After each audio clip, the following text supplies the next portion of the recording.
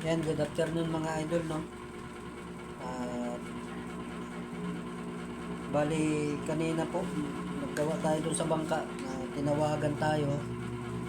At pinapakuha na po yung papel sa rehistro ng bangka. Yan mga idol, no?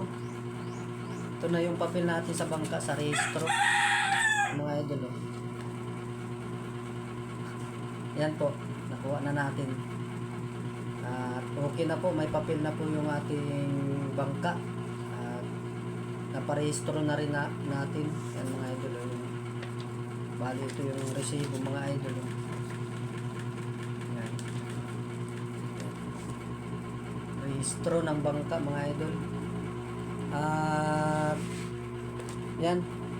Bali kumuha na rin tayo ng yung para sa yung Coast Guard, para sa pang STL, STL mga idol. At ano pa po natin to, pipilapan po natin ito. Tapos ayan, may hiningi silang mga requirements, no, para pag napilapan na to, tapos yung makumpleto natin yung requirements natin, pwede na natin ito ipasa sa headquarters ng Coast Guard. Yan po, Coast Guard District Southern Tagalog. Yan po, kumpletuhin natin to para yung bangka natin ay may rehistro na, may STL pa, para kahit saan tayo mapadpad mga idol, no, kahit mapadpad tayo sa ibang lugar, doon tayo maghanap buhay, ay legal po tayo, may mga papel tayo ng mga idol. Yan, salamat at nakuha na rin. Bali ano to mga idol, may isang buwan din mahigit bago ko nakuha itong papel ng ating bangka. At yan, muli mga idol, no, maraming salamat po sa inyong lahat.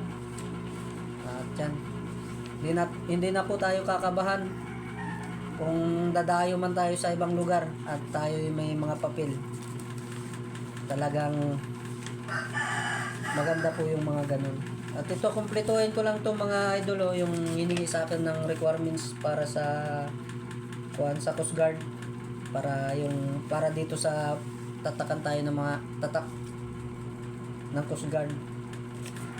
And para sa STL naman ito, itatatak po sa atin yan sa bangka natin, tatak. Number lang naman po yun. At yan mga idol, no.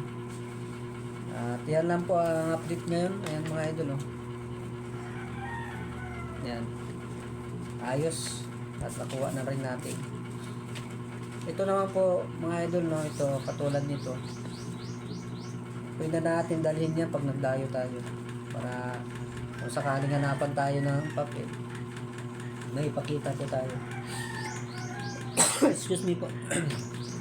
Yan mga idol, no, maraming salamat po sa inyo lahat, sa inyong suporta. At God bless you po.